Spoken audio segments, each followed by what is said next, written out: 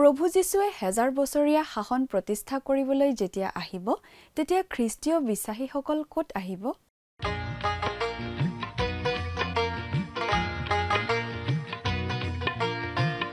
আজিৰে পবিত্ৰ ক্ষণতে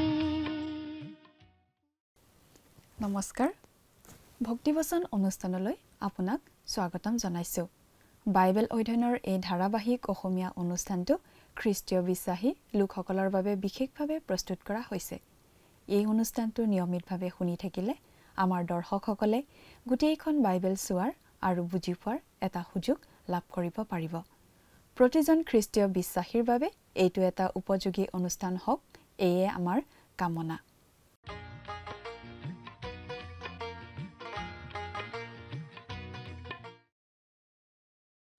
প্ৰিয় দৰ্শক আমি এতিয়া বাইবেলৰ নতুন নিয়ম খণ্ডৰ থিছলনিকিয়া বিলাকলৈ লিখা প্ৰথম পত্ৰ বা চমুকৈ প্ৰথম থিছলনিকিয়া পুস্তকখন অধ্যয়ন কৰি আছো যোৱা অনুষ্ঠানত এই প্ৰথম থিছলনিকিয়া পুস্তকৰ 4 নম্বৰ অধ্যায়ৰ 9 নম্বৰ পদৰ পৰা 12 নম্বৰ পদলৈকে পঢ়ি তাৰ ভিত্তিত আলোচনা আগবঢ়োৱা হ'ল আজিৰ অনুষ্ঠানত এই প্ৰথম থিছলনিকিয়া পত্ৰৰ 4 নম্বৰ অধ্যায়ৰ 13 নম্বৰ পদৰ পৰা 18 নম্বৰ পদলৈকে পঢ়ি তাৰ ভিত্তিত আমাৰ আলোচনা আগবঢ়োৱা হ'ব ঈশ্বৰৰ প্ৰতিজন সন্তানত পবিত্ৰ আত্মা নিবাস কৰে গতিকে তেওঁ আৰু পাপত জীয়াই থাকিব নোৱাৰে কাৰণ পবিত্ৰ আত্মা হৈছে পবিত্ৰ আত্মা এনেকুৱা এটা সময় আহিবই যেতিয়া ঈশ্বৰৰ সন্তানে নিজৰ জীৱনত পবিত্ৰতাৰ বাবে আকাংক্ষা কৰিব এজন বিশ্বাসী ব্যক্তিয়ে নিশ্চয় খ্ৰীষ্টীয় বিশ্বাসী ভাই ভনীসকলৰ প্ৰতি প্ৰেমৰ মনোভাৱ এই প্ৰেম জাগতিক নহয়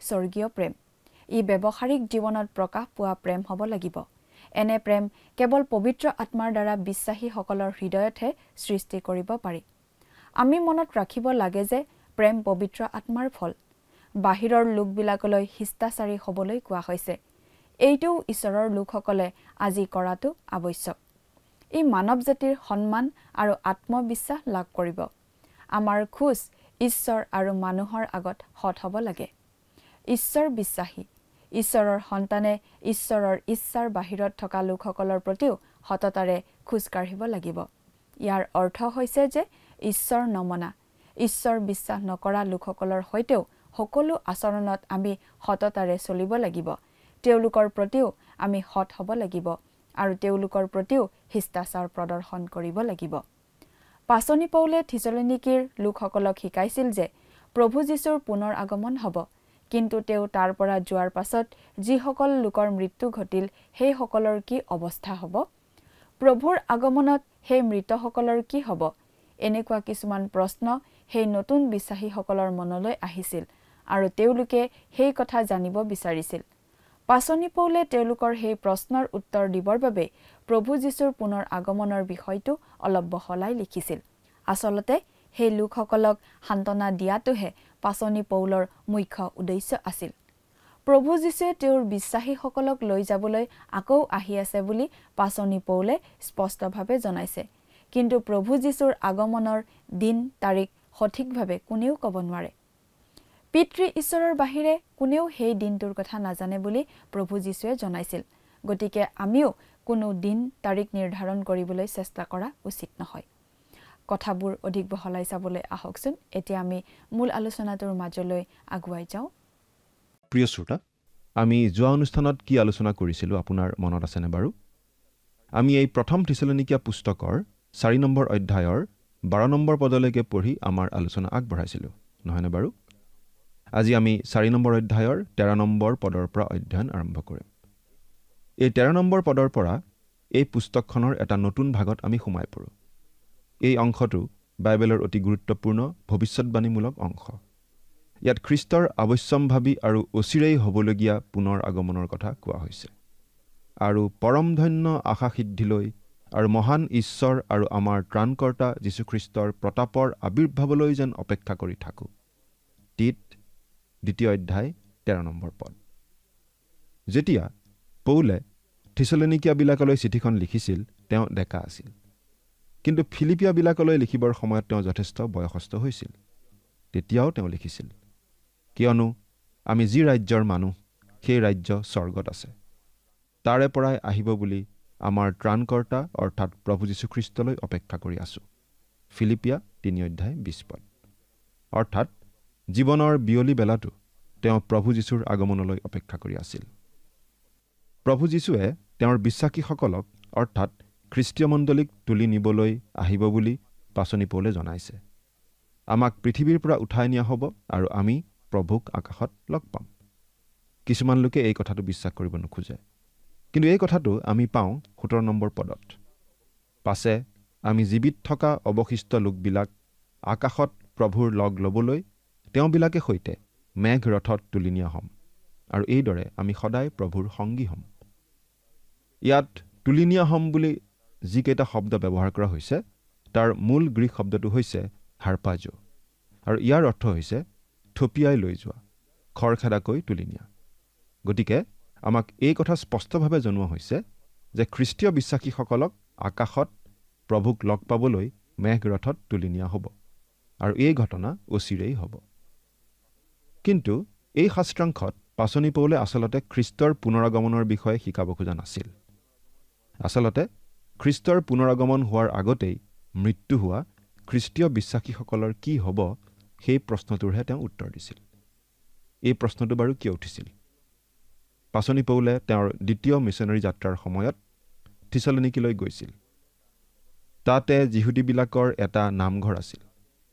পৌলে তেওঁৰ ব্যৱহাৰৰ দৰে তেওঁবিলাকৰ ওচৰলৈ গৈ 3টা বিশ্ৰামবাৰে তেওঁবিলাকক শাস্ত্ৰৰ পৰা যুক্তি দেখুৱাই ভাঙি বুজাই দিলে। পাচনিৰ কৰ্ম 17:2। অৰ্থাৎ পৌল তেওঁলোকৰ মাজত এমাহতকৈও কম সময় আছিল। কিন্তু এই কম সময়ৰ ভিতৰতে তেওঁৰ যোগেদি খ্ৰীষ্টৰ শুভবাৰ্তা শুনি বহুতো লোকে খ্ৰীষ্টক গ্ৰহণ কৰিলে, আৰু তাতে এটা মণ্ডলী স্থাপিত হ'ল। তেওঁ এই নতুন বিশ্বাসীসকলক খ্ৰীষ্টীয় বিশ্বাসৰ গভীৰ তত্ত্ববোৰ শিকালে। তেওঁ মণ্ডলী উত্তোলিত হোৱা তত্ত্বটো শিকালে।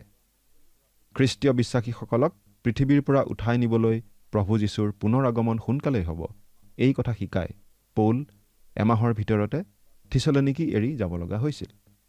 তেওঁ বিৰিয়ালৈ গৈছিল। তাতে এটা মণ্ডলী স্থাপন কৰি কিছুকাল আছিল। তাৰ পাছত তেওঁ জাহাজত উঠি আথিনি নগৰ পাইছিলগৈ। তেওঁ তাত কিমান দিন আছিল আমি ক'ব নোৱাৰোঁ। তেওঁ তাত তিমথিয় আৰু চিলৰ বাবে বাট চাই আছিল, কাৰণ তেওঁলোকে থিছালনিকিৰ বাতৰি আনিবলগীয়া আছিল। কিছুদিন পাছত তিমথি আৰু চিল আহি পালে, আৰু তেওঁলোকে লগতে কিছুমান প্ৰশ্নও লৈ আহিল। থিছালনিকিৰ লোকসকলে সুধি পঠোৱা প্ৰশ্ন। গতিকে পৌলে সেই প্ৰশ্নৰ উত্তৰ দি চিঠিত এই কথা লিখিছিল। সেই প্ৰশ্নটো কি আছিল বাৰু? পৌলে এৰি অহাৰ পাছত থিছালনিকিৰ কিছুমান খ্ৰীষ্টীয় বিশ্বাসীৰ মৃত্যু হৈছিল। গতিকে বাকী খ্ৰীষ্টীয় বিশ্বাসীসকলৰ মনত প্ৰশ্ন উঠিছিল যে এই লোকসকল বাদ পৰি যাব নেকি যেতিয়া খ্ৰীষ্টক লগ পাবলৈ খ্ৰীষ্টীয় মণ্ডলীক আকাশলৈ উঠাই নিয়া হ'ব? প্ৰভু যীশু অহাৰ আগতেই এই লোকসকলৰ মৃত্যু ঘটিল। গতিকে তেওঁলোকৰ কি হ'ব? পৌলে এই প্ৰশ্নটোৰ উত্তৰ দিছে এই চিঠিখনত। অৱশ্যে আজি আমাৰ ক্ষেত্ৰত কথাটো বেলেগ হ'ল, কাৰণ আজি প্ৰায় 2000 বছৰ হৈ গ'ল। বহুতো খ্ৰীষ্টীয় বিশ্বাসী লোকৰ ইতিমধ্যে মৃত্যু হ'ল। আমি বাকী থকা খ্ৰীষ্টীয় বিশ্বাসী লোকসকলতকৈ তেওঁলোক আগ হ'ল। প্ৰভু যীশুৰ আগমন যিকোনো সময়তে ঘটিব পাৰে, এই কথা বাইবেলত কোৱা হৈছে। কিন্তু তেওঁৰ আগমন কি তাৰিখে হ'ব সেইটো আনকি প্ৰভু যীশুৱেও জনাই দিয়া নাই। গতিকে কোনেও ক'ব নোৱাৰে তেওঁৰ পুনৰ আগমন কি তাৰিখে হ'ব। কিন্তু যিকোনো মুহূৰ্ততে তেওঁৰ পুনৰ আগমন হ'ব পাৰে, এই কথা মনত ৰাখিয়েই আমি জীৱন কটোৱা উচিত। এতিয়া আমি বাইবেলৰ পৰা পাঠ কৰি দিব খুজিছোঁ। 1 থিছালনিকিয়া 4:13 পদ পঢ়ি দিছোঁ। হে ভাইবিলাক, প্ৰত্যাশাহীন অন্য লোকৰ নিচিনা তোমালোক যেন শোকাকুল নোহোৱা, এই কাৰণে নিদ্ৰিত লোকৰ বিষয়ে তোমালোকে নজনাকৈ থকা আমাৰ ইচ্ছা নাই।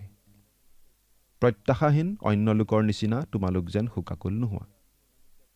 পাচনি পৌলে এতিয়া থিছালনিকিয়া বিশ্বাসীসকলৰ সেই প্ৰশ্নটোৰ উত্তৰ দি আছে যে প্ৰভু যীশুৰ আগমনৰ আগতেই মৃত্যু হোৱা লোকসকলৰ কি হ'ব।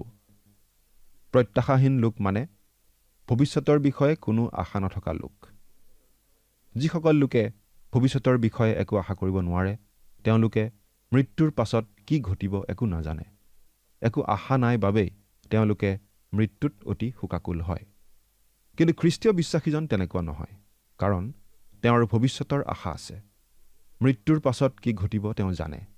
তেওঁ যে স্বৰ্গলৈ যাবই সেইটো তেওঁ নিশ্চিতভাৱে জানে। গতিকে মৃত্যুত তেওঁ শোক কৰিব লগা নহয়। আন লোকবিলাকে কিন্তু মৃত্যুলৈ ভয় কৰিছিল। সেইবাবেই পৌলে এই কথাবোৰ থিছালনিকা বিশ্বাসীসকললৈ লিখিছে, তেওঁলোকে যাতে আন লোকবিলাকৰ নিচিনাকৈ মৃত্যুত শোক কৰিব নালাগে। অৱশ্যে আমাৰ আত্মীয় স্বজনৰ বিয়োগ ঘটিলে আমাৰ দুখ লাগে।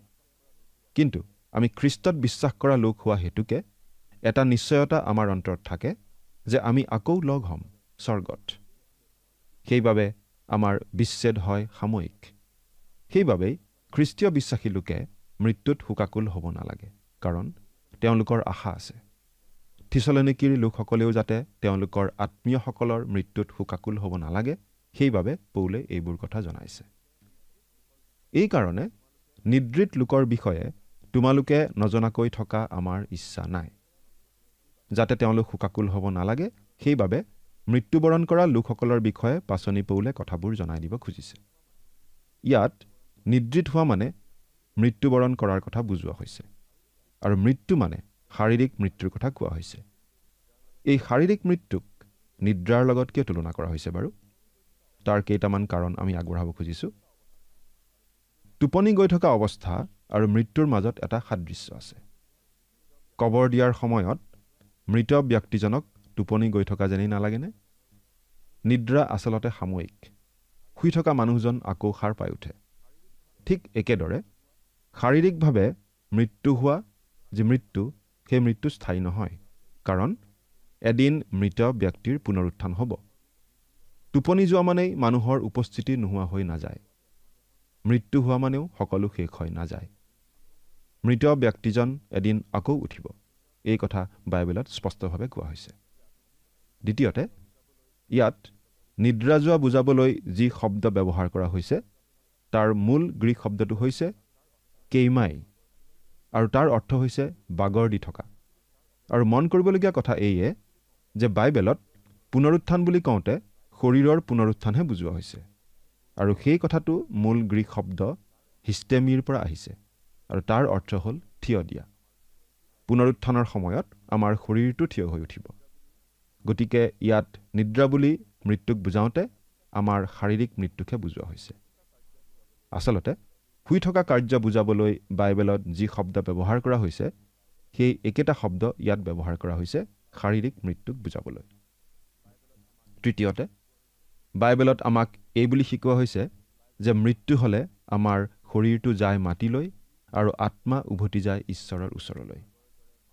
আৰু ধূলি আগৰ দৰে মাটিত লীন নৌহওঁতেই আৰু ঈশ্বৰে দিয়া আত্মা তেওঁলৈ উভতি নৌ যাওঁতেই তুমি যৌৱনকালত তোমাৰ সৃষ্টিকৰ্তাক সোঁৱৰা।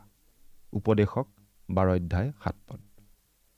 আমাৰ শৰীৰটোহে পুনৰুত্থিত হ'ব সেই পুনৰুত্থানৰ দিনা, কাৰণ শৰীৰটোহে মাটিত মিলি যায় মৃত্যুৰ সময়ত। এই শৰীৰটোক এটা অস্থায়ী তম্বু বুলি কোৱা হৈছে, আৰু এই তম্বুটো অস্থায়ীভাৱে আঁতৰাই পেলোৱা হয় মৃত্যুৰ সময়ত। কিয়নো আমি জানো যে আমাৰ এই তম্বুৰূপ পাৰ্থিৱ ঘৰ যদি ভগ্ন হয়, তেন্তে বিনা হাতে সজা ঈশ্বৰৰ পৰা পোৱা এক অনন্তকলীয়া ঘৰ স্বৰ্গত আছে। 2 কৰিন্থিয়া 5:1। প্ৰিয় শ্ৰোতা, মৃত্যুৰ পাছত আমাৰ এই শৰীৰটো মাটিৰ লগত মিলি যাব, কিন্তু আত্মা থাকিব ঈশ্বৰৰ সৈতে। কিন্তু পুনৰুত্থানৰ দিনা আমাৰ শৰীৰটো আকৌ উঠিব। অৱশ্যে সেই শৰীৰটো হ'ব আত্মিক শৰীৰ, এতিয়াৰ নিচিনা শৰীৰ নহয়। মৃত্যুক নিদ্ৰাৰ লগত ৰিজাই দানিয়েলেও লিখিছে, আৰু পৃথিৱীৰ ধূলিত শোৱা আটাই লোকে সাৰ পাব। কেতবিলাকে অনন্ত জীৱন আৰু কেতবিলাকে অনন্ত লাজ আৰু ঘীনৰ নিমিত্তে সাৰ পাব। দানিয়েল 12:2। অৰ্থাৎ সকলোবোৰ মৃত লোক এদিন পুনৰুত্থিত হ'ব, আৰু কিছুমানে লাভ কৰিব অনন্ত জীৱন আৰু কিছুমান যাব নৰকলৈ। চতুৰ্থতে, আদি খ্ৰীষ্টিয়ানসকলে তেওঁলোকৰ আত্মীয় স্বজনক কবৰ দিয়া ঠাইৰ নাম দিছিল কৈমেটেৰিয়ন। এই গ্ৰীক শব্দটোৰ অৰ্থ হৈছে অতিথিশালা, শোৱা ঠাই। এই শব্দটোৰ পৰাই ইংৰাজী চিমেটেৰী শব্দটো ওলাইছে। আমি কোনো অতিথিশালাত নিশাটো কটাই ৰাতিপুৱাতে আকৌ উঠি আমাৰ যাত্ৰা আৰম্ভ কৰোঁ। ঠিক একেদৰে এতিয়া শাৰীৰিকভাৱে মৃত্যুবৰণ কৰা লোকজনো আকৌ এদিন উঠিব। প্ৰিয় শ্ৰোতা, আমি খ্ৰীষ্টীয় বিশ্বাসীসকলে অতি নিশ্চিতভাৱে ক'ব পাৰোঁ যে আমি মৃত্যুমুখত পৰিলেও এদিন পুনৰুত্থিত হ'ম। প্ৰভু যীশুৰ আগমনৰ দিনা আমি লাভ কৰিম এটা আত্মিক শৰীৰ আৰু অনন্তকালৰ বাবে প্ৰভু যীশুৰ সৈতে বাস কৰিবলৈ পাম স্বৰ্গত। সেইবাবেই আমি আন খ্ৰীষ্টীয় বিশ্বাসীৰ মৃত্যুত শোকাকুল নহওঁ, কাৰণ এদিন তেওঁক লগ পামেই বুলি আমি খাটাংকৈ ক'ব পাৰোঁ। এনেদৰে বাৰু আপুনি ক'ব পাৰেনে প্ৰিয় শ্ৰোতা? এতিয়া 14 নম্বৰ পদটো পঢ়িছোঁ। কিয়নো যীশু মৰি পুনৰাই উঠিল, ইয়াক যদি আমি বিশ্বাস কৰোঁ, তেন্তে জানো যে ঈশ্বৰে যীশুৰ আশ্ৰয়ত নিদ্ৰিত হোৱাবিলাককো সেইদৰে তেওঁৰ লগত লৈ যাব। এটা কথা মন কৰকচোন, ইয়াত কিন্তু প্ৰভু যীশুক নিদ্ৰা যোৱা বুলি কোৱা হোৱা নাই, মৰা বুলি কৈছে। বাইবেলত 3 ধৰণৰ মৃত্যুৰ কথা কোৱা হৈছে। শাৰীৰিক মৃত্যু মানে শৰীৰৰ পৰা আত্মা পৃথক হৈ যোৱা অৱস্থা। আত্মিক মৃত্যু মানে ঈশ্বৰৰ পৰা বিচ্ছিন্ন হোৱা অৱস্থা। এডেনবাৰীত আদম আৰু হৱাই সেই জ্ঞান বৃক্ষৰ ফল খালেই লগে লগে মৰিবা বুলি ঈশ্বৰে কৈছিল, আৰু সেই ফল খোৱাৰ লগে লগে তেওঁলোক মৰিছিল, আৰু সেয়া আছিল আত্মিক মৃত্যু, ঈশ্বৰৰ পৰা বিচ্ছিন্ন হোৱা অৱস্থা। পাচনি পৌলে ইফিচিয়া 2 অধ্যায় 1 পদত এই মৃত্যুৰ কথা কৈছে। যেতিয়া তোমালোকৰ অপৰাধ আৰু পাপবোৰত মৰি আছিলা, তেতিয়া তোমালোকক ঈশ্বৰে জীয়ালে। আৰু তৃতীয়টো মৃত্যু হৈছে অনন্ত মৃত্যু। এইটো হৈছে ঈশ্বৰৰ পৰা চিৰদিনৰ বাবে বিচ্ছিন্ন হোৱা অৱস্থা। এই মৃত্যুৰ বিষয়ে কোৱা হৈছে প্ৰকাশিত বাক্য 20 অধ্যায় 14 পদত। প্ৰভু যীশুৱে আচলতে ক্ৰুচৰ ওপৰত সমগ্ৰ মানৱ জাতিৰ পাপৰ শাস্তি নিজে বহন কৰিছিল, আৰু কেৱল শাৰীৰিক মৃত্যুৱে নহয়, তেওঁ সাময়িকভাৱে আত্মিক মৃত্যুৰ যন্ত্ৰণাও ভোগ কৰিছিল আমাৰ হৈ। কাৰণ তেওঁ ক্ৰুচৰ ওপৰত কৈ উঠিছিল, হে মোৰ ঈশ্বৰ, হে মোৰ ঈশ্বৰ, মোক কিয় পৰিত্যাগ কৰিলা? কিন্তু প্ৰভু যীশু আকৌ পুনৰুত্থিত হ'ল।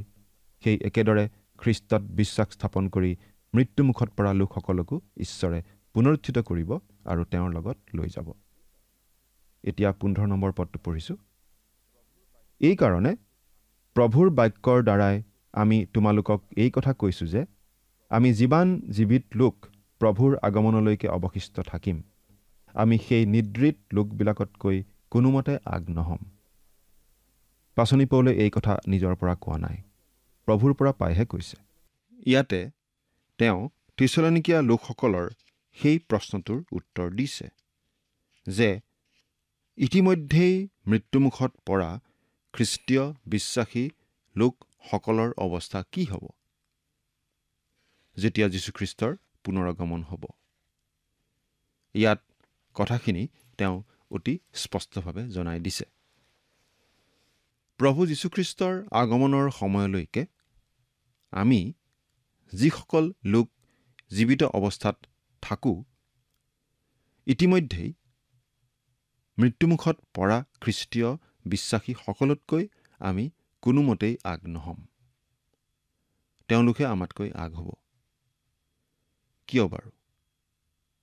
আমি এতিয়া 16 নম্বৰ পদটোৰ পৰা চাই যাওঁ। ইয়াত আমি এনেদৰে পাওঁ, কাৰণ জয়ধ্বনি, প্ৰধান স্বৰ্গদূতৰ মাত আৰু ঈশ্বৰৰ তুৰী বাদ্যে সৈতে প্ৰভু নিজে স্বৰ্গৰ পৰা নামি আহিব, আৰু খ্ৰীষ্টৰ আশ্ৰয়ত মৰা লোকবিলাকেই প্ৰথমে উঠিব। প্ৰভু যীশু স্বৰ্গৰ পৰা নামি আহিব। প্ৰভু নিজে স্বৰ্গৰ পৰা নামি আহিব। তেওঁ আন কাৰোবাক পঠিয়াই নিদিয়ে, তেওঁ নিজে নামি আহিব। আৰু প্ৰভু যীশুৰ আগমনৰ লগে লগে ইতিমধ্যে মৃত্যু হোৱা, ইতিমধ্যে কবৰত থকা, ইতিমধ্যে মৰণক সাৱটি লোৱা বিশ্বাসী লোকসকল আগতে পুনৰুত্থিত হ'ব। অৰ্থাৎ আমি জীৱিত লোক যিসকল থাকিম, সেই সময়ত আমাতকৈ আমাৰ আগেয়ে মৃত্যু হোৱা লোকসকল পুনৰুত্থিত হ'ব। অৰ্থাৎ তেওঁলোকে আগ হ'ব। তেতিয়ালৈকে জীয়াই থকা লোকবিলাক আগ নহ'ব। প্ৰভু যীশুৱে মাতিব আৰু তেওঁৰ বিশ্বাসী লোকসকল নিজ নিজ কবৰৰ পৰা পুনৰুত্থিত হৈ উঠি আহিব। এতিয়া 17 নম্বৰ পদটো পাঠ কৰি দিছোঁ। পাছে আমি জীৱিত থকা অৱশিষ্ট লোকবিলাক আকাশত প্ৰভুৰ লগ ল'বলৈ তেওঁবিলাকে সৈতে মেঘ ৰথত তুলি নিয়া হ'ম। গোটেই কামখিনি অতি পৰিপাটিকৈ কৰা হ'ব। মৃত খ্ৰীষ্টীয় বিশ্বাসীসকল আগতে কবৰৰ পৰা পুনৰুত্থিত হৈ উঠিব। তেওঁলোকে আকাশত যীশুখ্ৰীষ্টক লগ পাব। আৰু তাৰ পাছত যিমানবোৰ জীৱিত অৱস্থাত থকা খ্ৰীষ্টীয় বিশ্বাসী লোক থাকিব, সেই সকলোকে পৃথিৱীৰ পৰা উঠাই নিয়া হ'ব। পৃথিৱীৰ পৰা উঠাই নিয়া হ'ব চকুৰ পচাৰতে, পলকতে, অতি আচৰিতভাৱে। কেনেদৰে আমি উঠি যাম, তেওঁক লগ পাম, আমি ক'ব নোৱাৰোঁ। কি অৱস্থাত কেনেদৰে আমাক লৈ যাব আমি ক'ব নোৱাৰোঁ, কিন্তু আমাক উঠাই লৈ যোৱা হ'ব। জীৱিত লোকবিলাক চকুৰ পচাৰতে গৈ যীশুৰ ওচৰ পাব আকাশত। তেওঁলোকে গৈ প্ৰভু যীশুক আকাশত লগ ধৰিব। এতিয়া 18 নম্বৰ পদটো পাঠ কৰি দিছোঁ। 18 নম্বৰ পদত এনেদৰে আছে, আৰু এইদৰে আমি সদায় প্ৰভুৰ সংগী হ'ম। এতেকে এইবোৰ কথাৰ দ্বাৰাই তোমালোকে পৰস্পৰক সান্তনা দিবা। আকৌ পাঠ কৰি দিছোঁ। আৰু এইদৰে আমি সদায় প্ৰভুৰ সংগী হ'ম। এতেকে এইবোৰ কথাৰ দ্বাৰাই তোমালোকে পৰস্পৰক সান্তনা দিবা। প্ৰিয় শ্ৰোতা, আমি প্ৰভু যীশুক গৈ আকাশত লগ ধৰিম আৰু চিৰদিন তেওঁৰ সৈতে একেলগে থাকিবলৈ পাম। কথাটো চিন্তা কৰি চাওকচোন। এই কথাটোকে লৈ খ্ৰীষ্টীয় বিশ্বাসী লোকসকলে পৰস্পৰে পৰস্পৰক সান্তনা দিয়া উচিত। পাচনি পৌলে কৈছে যে আমি যে গৈ প্ৰভু যীশুক আকাশত লগ ধৰিম আৰু চিৰদিন তেওঁৰ লগত একেলগে থাকিবলৈ পাম, এইটো আমাৰ বাবে সান্তনাৰ বিষয় হোৱা উচিত। সান্তনা দিয়া মানে কেৱল দুখত পৰা মানুহক সান্তনা দিয়া কথাটোকেই বুজোৱা হোৱা নাই। শিকনি বুজনি দি উৎসাহ দিয়াৰ অৰ্থটো ইয়াত বিশেষভাৱে প্ৰকাশ পাইছে। এই কথাটোকে আলোচনা কৰি থাকি আনক সাহস দিয়া, সান্তনা দিয়াৰ ভাৱ এটা ইয়াত প্ৰকাশ পাইছে। প্ৰিয় শ্ৰোতা, প্ৰভু যীশুত বিশ্বাস স্থাপন কৰি আমি কেইটামান কথা অতি নিশ্চিতভাৱে ক'ব পাৰোঁ। প্ৰভু যীশু এদিন আকৌ আহিব। তেওঁৰ পুনৰাগমনৰ আগতেই যদি আমাৰ শাৰীৰিক মৃত্যু হয়, তেনেহ'লে আমি প্ৰভুৰ আগমনৰ দিনা পুনৰুত্থিত হ'ম আৰু তেওঁক লগ পাম। আৰু যদিহে তেতিয়ালৈকে আমি জীয়াই থাকোঁ, মৃত লোকসকলৰ পুনৰুত্থানৰ পাছতেই আমাক উঠাই লৈ যোৱা হ'ব আৰু আমি প্ৰভুক আকাশত লগ পাম। আৰু আমি চিৰদিনৰ বাবে প্ৰভু যীশুৰ সৈতে বাস কৰিবলৈ পাম। এই কথা জনাৰ পাছত আমি অতি আশাৰে বাট চাব পাৰোঁ ভৱিষ্যতলৈ। আমাৰ কোনো আত্মীয় খ্ৰীষ্টীয় বিশ্বাসীৰ মৃত্যু হ'লেও আমি শোকাকুল হ'ব লগা নহয়, কাৰণ আমি আকৌ এদিন লগ পাম বুলি নিশ্চিতভাৱে জানো। আমাৰ যে বিচ্ছেদ সাময়িক মাত্ৰ, সেই কথা আমি বুজি পাওঁ। প্ৰিয় শ্ৰোতা, প্ৰভু যীশুৰ পুনৰাগমন হয়তো আজিয়েই হ'ব পাৰে। আপুনি বাৰু তেওঁক আকাশত লগ ধৰিবলৈ উত্তোলিত হ'বনে? চিন্তা কৰি চাওকচোন। ঈশ্বৰে আপোনাক আশীৰ্বাদ কৰক।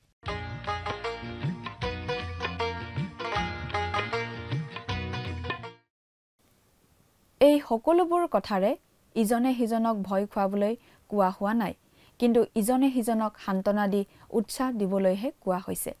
ইয়াৰ অৰ্থ কেৱল শব্দটোৰ সাধাৰণ অৰ্থত সান্তনা দিয়াই নহয়, ইজনে সিজনক নিৰ্দেশনা আৰু উপদেশ দিয়া আৰু এইবোৰৰ বিষয়ে কথা পতাও। আমি এই কথা বিশ্বাস কৰোঁ যে প্ৰভু যীশুৱে এদিন আহিব, তেওঁৰ নিজৰ লোকসকলক এই জগতৰ পৰা উলিয়াই নিব। এইটো কি যে এক গৌৰৱময় আশা প্ৰতিজন খ্ৰীষ্টীয় বিশ্বাসীৰ বাবে। মৃতকৰ মৃতদেহবোৰ পুনৰুত্থিত হ'ব। সেই সময়ত জীয়াই থকা বিশ্বাসীসকলে আকাশত প্ৰভুক লগ পাবলৈ তেওঁলোকৰ সৈতে একেলগে উঠি যাব গৌৰৱময় শৰীৰেৰে। তেনেদৰে আমি গৈ প্ৰভুৰ লগত থাকিমগৈ। যেতিয়া তেওঁৰ ৰাজ্য স্থাপন কৰিবলৈ তেওঁ আহিব, তেতিয়া তেওঁৰ লগত ৰাজত্ব কৰিবলৈ পৃথিৱীলৈ আমি উভতি আহিম। প্ৰিয় দৰ্শক, আজিলৈ আমাৰ অনুষ্ঠানটো ইমানতে সামৰণি মাৰিব খুজিছোঁ। পৰৱৰ্তী অনুষ্ঠানত আপোনালোকক পুনৰ লগ পোৱাৰ আশা ৰাখিছোঁ। সামৰণি মৰাৰ আগতে আহকচোন আমি খন্তেক প্ৰাৰ্থনাত মূৰ্ণত কৰোঁ হওক। সৰ্বশক্তিমান দয়ালু পিতৃ ঈশ্বৰ, প্ৰভু তোমাক ধন্যবাদ দিছোঁ, যি সুন্দৰ সময় প্ৰভু তুমি আমাক প্ৰত্যেককে যোগাই দিলা তাৰ বাবে। বিশেষকৈ পিতৃ সময়তে প্ৰাৰ্থনা কৰিছোঁ তোমাৰ চৰণত, তোমাৰ যি পবিত্ৰ বাক্য আমি অধ্যয়ন কৰিলোঁ আৰু এই অনুষ্ঠানটি চাই থকা প্ৰতিজন দৰ্শকসকলৰ ওপৰত তোমাৰ আশীৰ্বাদ, তোমাৰ অনুগ্ৰহ প্ৰভু তুমি দান কৰিবা। প্ৰভু, আজি যি বাক্য তেওঁলোকে শিকিলে, এই বাক্যৰ যোগেদি তেওঁলোকে নিজৰ জীৱনত যাতে তাক ব্যৱহাৰ কৰি প্ৰভু সেইমতে যাতে চলিবলৈ পাৰিব আৰু সম্পূৰ্ণৰূপে তোমাক যাতে ভৰসা ৰাখিব পাৰিব, তেনে আশীৰ্বাদ প্ৰভু তুমি দান কৰিবা। আৰু বাধ্যতা হৈ নিজৰ জীৱনটো যাতে শুদ্ধ পথত পৰিচালিত কৰিব পাৰিব, তেনে প্ৰভু তুমি সহায় কৰা আৰু তেওঁলোকৰ সকলো প্ৰয়োজনসমূহ তুমি পূৰণ কৰিবা। এই সকলো যাচনা মহান ত্ৰাণকৰ্তা প্ৰভু যীশু খ্ৰীষ্টৰ নামত অৰ্পণ কৰিছোঁ। আমেন।